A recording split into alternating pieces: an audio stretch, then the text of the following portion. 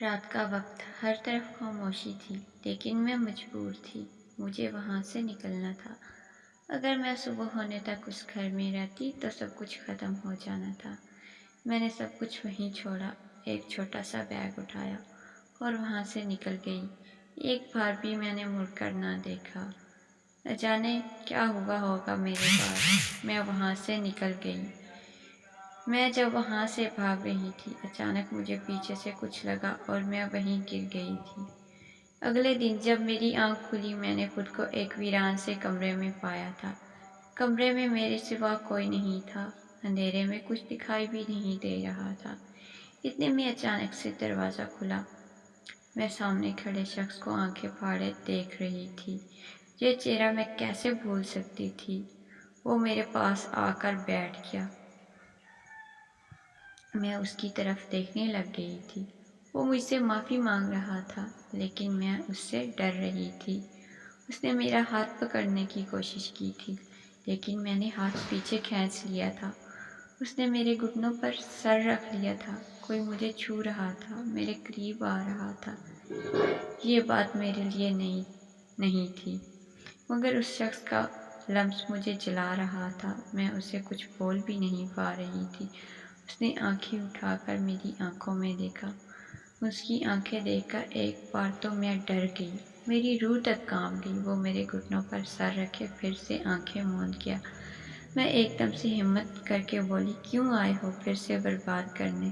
وہ نفی میں سر ہلا رہا تھا اور خاموش تھا، جیسے اس کے پاس الفاظ نہیں تھے، یا پھر وہ الفاظ ادا نہیں کر پا رہا تھا۔ اس نے میرے ارد گرد کی رسیاں کھول دیں، جیسے مجھے کہہ رہا ہو، آزاد ہو تم، جا سکتی ہو۔ میں اٹھی جانے لگی وہاں سے۔ وہ مجھے روک نہیں رہا تھا۔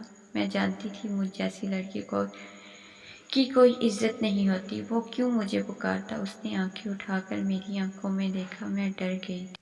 وہ مجھے اپنے بہت قریب محسوس ہو رہا تھا۔ میرے دل کو کچھ ہونے لگا تھا۔ وہ نرمی سے کہنے لگا، مجھے چھوڑ کر جا رہی ہو؟ مت جاؤ، میں مر جاؤں گا، اکیلا ہوں۔ اس کی بات سن کر میں نے کہا، میں دوبارہ تمہاری باتوں پر یقین نہیں کر سکتی۔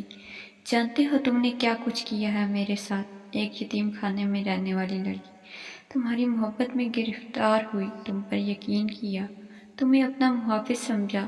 میں نے سوچا تھا میری دنیا مکمل ہو جائے گی، میں دنیا میں سر اٹھا کر جیوں گی۔ جب تم نے مجھے یتیم خانے سے نکالا، تم نے کہا تھا محبت ہے تمہیں مجھ سے، میرے بنا ادھورے ہو تم۔ تم نے بنا کسی حق سے میری پیشانی پر لب رکھے اپنی محبت کا ثبوت دیا تھا۔ کہا تھا نکاح کرو گے، ہم چھوٹی سی دنیا بسائیں گے۔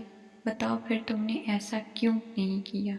عزت دیتے تھے، میرے سر پر دوپٹہ ڈالتے تھے، دنیا کی نظروں سے بچا کر رکھتے تھے، میرا سایہ بن کر میرے ساتھ چلتے تھے، پھر کیوں پھینک آئے تھے اس گندی جگہ پر؟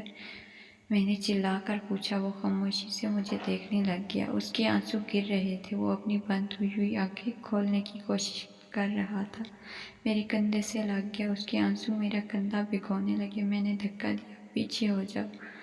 بنا چادر کے میں اس کے سامنے کھڑی ہوئی تھی، بال بکھرے ہوئے تھے۔ اس نے اپنی جیکٹ اٹھا کر میرے کندھوں پر رکھی۔ وہی محافظ بنا تھا، وہی سلوک کر رہا تھا۔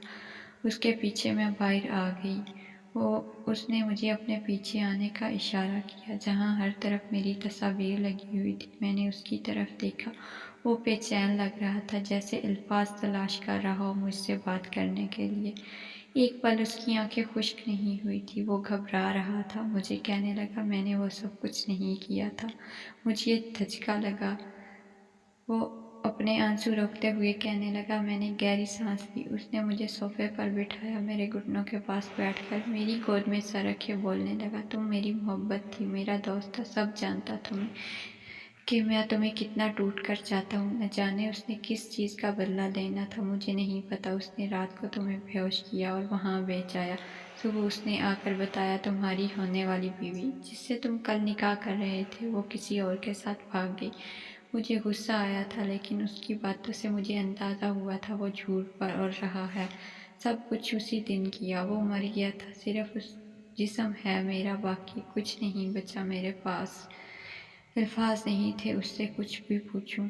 کیا گلہ کروں، کیا شکوہ کروں۔ وہ ایک دم سے سیدھا ہوا، مجھے کہنے لگا معاف کر دو نا، مجھے شادی کرنی ہے تم سے، میں ادھورا ہوں تمہارے بنا، کچھ نہیں ہوں میں، کیسے یقین دلاؤں، کیا حالت تھی میری تمہارے بنا۔ وہ رو رہا تھا، اس نے میرا ہاتھ پکڑ کر نفی میں سر ہلایا۔ وہ مجھے کہنے لگ گیا نکاح کر لو مجھ سے، کیونکہ اس جگہ جانے کے بعد مجھے یقین ہو گیا تھا بس زندگی ختم ہو گئی ہے، لیکن اس نے مجھے سچے دل سے قبول کر لیا تھا۔